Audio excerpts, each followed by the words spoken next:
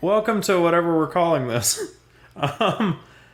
The last video, or one of the last videos I put up was the audio from Down the Road, which is a podcast that I do with Alex, to which Michael here was a guest on. The video that I used was from our last recording session because we messed up the audio. So we don't know what to call this. Hoped for the viewers' help. So comment any suggestions there. But anyway, we're gonna start playing some State of Decay. And Michael, you have not played this. No, correct? I have not. Other than last time, but you know. This is our camp. This is what we're doing tonight. Yeah. We got to round them all up and keep wrong kind of camp. Wrong kind of camp. So I can grab it, but it can't grab me. What? I tried grabbing it. I tried doing a frisky maneuver. Oh, but it can get you, but you can't. Right. That's ridiculous. All right. So Jacob, how have you been? Oh, you know. Do you not know? I don't know. Yeah, me neither. Oh, well, glad we're on the same page. Are we? I suppose so.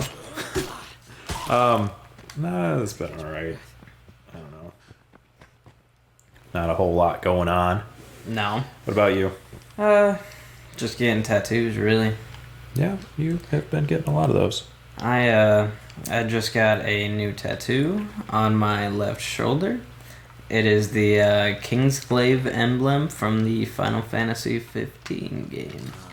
Cool. Also, I don't know how much we'll have to speak up. I think ideally it would be in the yellow here, so I'm going to go ahead and jack up the volume here. There. Yeah, it's touching the audio, or the yellow, so we should be good. Anyway, you know, we had started doing this last time, but something I use on the podcast is something called pod decks, and they're just conversation starters. So I thought let's do some of these like usual. I gotta find where this is stored though. Anyway, you got any stories to share? Anything that maybe pass the time while I fiddle through this and try to find it? I don't really have any much stories. There's nothing really exciting about my life. I mean, come on! You last time that you told like just a ton of stories before we even recorded. For example, let's I'll just ask you one. According to the military, what religion are you? Oh, I'm a Buddhist. Yeah. Now, do you want to explain why I phrased it that way? Well, you see, he says it that way because I'm as white as mayonnaise. I mean, you can still be a Buddhist when you're white. I mean, but I'm not. So, whenever I was going through boot camp, at one point they lined us all up and sat us down.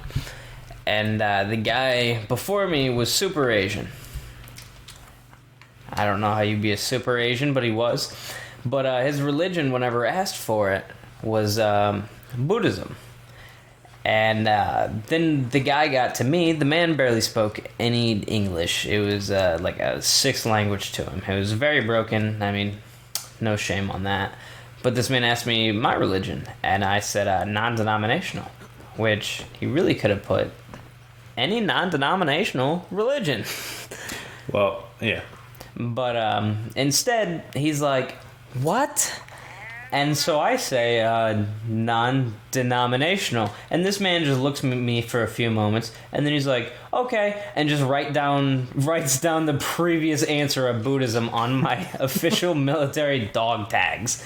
And so now I have to live with that for the rest of my military career. But I mean, there's probably a way to change that though, right? Like some people probably like, I don't know, they discover new stuff, you know, and oh, there's got to be a way to change them, but that's too much work. That is way too much work. That's unnecessary. I have a mandala on my arm, so therefore I suppose I could be Buddhist.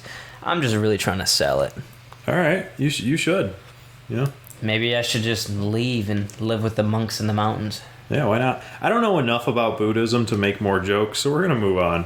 Fair enough. So, who is your favorite hero of fiction? Hero of fiction. It's got to be Captain America. All right. Captain America fights for justice. He fights for the people. The man fights with a damn shield. That's not a weapon, but yet it works. All right. Yeah. How about you? Anne Frank.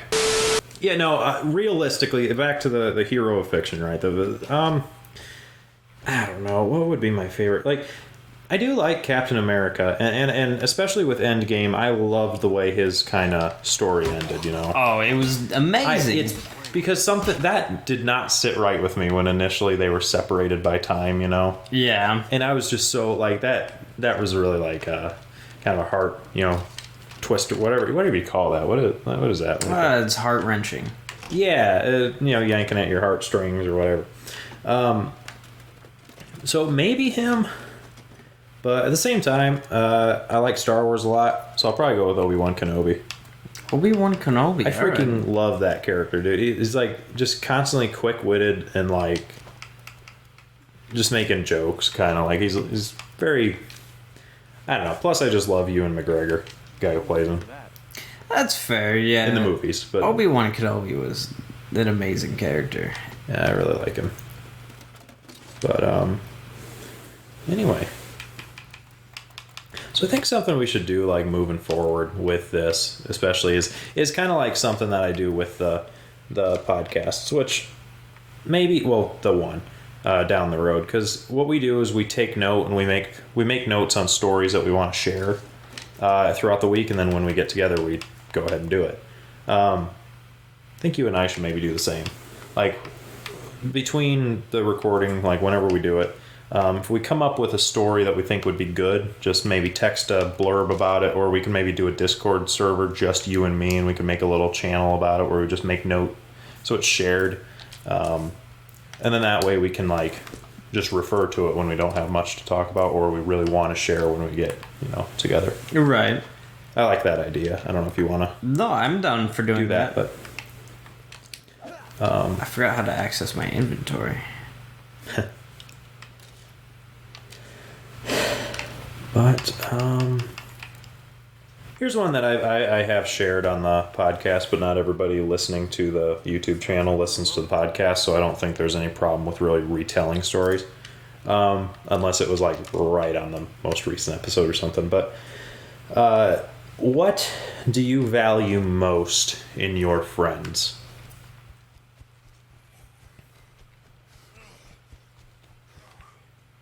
I gotta say loyalty. All right. Loyalty is gonna be my number one for that. I mean, like, whether that's being on your side if you, like, committed a crime or something like that, or all the way down to helping you move. Like, someone that's really, they're in it for the full friendship. They're not just in it for the good times. They're in it for the hard times as well. Yeah. All right. But, yeah. How about you? I don't know what I value most, I guess. Obviously that's what makes a friend a friend. It's not some dude that, like, it's like, hey, you want to go, I don't know, do something fun. Oh, heck yeah. And then, like, come later, it's like, yeah, man, I really got to, move this TV or, something. Then be like, dude, no, that doesn't sound fun. Screw that. Right. Like, so that's obviously valuable in a friend. And I remember in the episode that that we had asked this question, I don't know if I say that it would be my, like, what I find most valuable. Because, like, obviously, like your answer said, I would maybe say that. But I also very much value, like, the humor in friends. Like, I feel like we can just joke about whatever and have a good time, by laughing and joking like that, Yeah. And I always value that because it does keep things light, Yeah. And the example that I had shared was back in college. I was sitting doing homework. I think I was probably playing a video game. I don't think homework was probably the answer there, but you know what? I was doing something, and I felt this really odd sensation in my chest, where it was like I could very much feel like my heartbeat, which usually I don't, but it felt like hard, right? It was like beating hard, and then like every, I don't know how many beats you'd say, maybe 40. It was like almost skipping a beat, like a freaking hiccup. So it was like just this doom, doom, doom, doom, doom, and it was like weird, and it was freaking me out. And so I let it. I like rested, a little bit. I thought maybe it was like too. I don't know. I wasn't really doing anything, so I couldn't imagine it being like I was being too active or getting it worked up too much or whatever. But eventually, I was like, all right, no, I need to go to the ER and figure this out because this is not fun.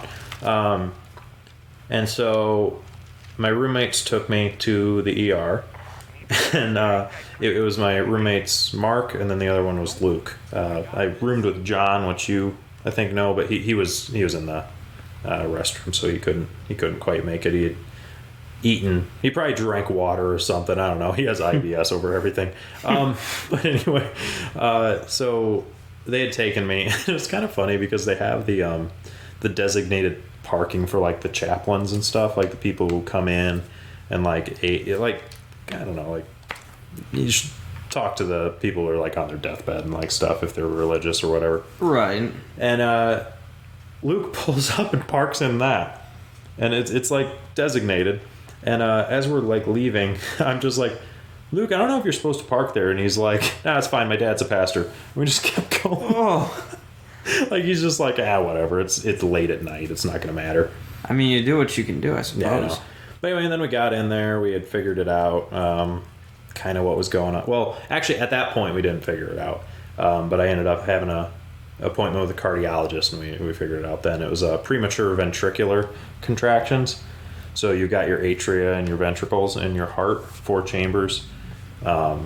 Basically, they how they beat like that dun dun is like one chamber like contracting, pushing it through.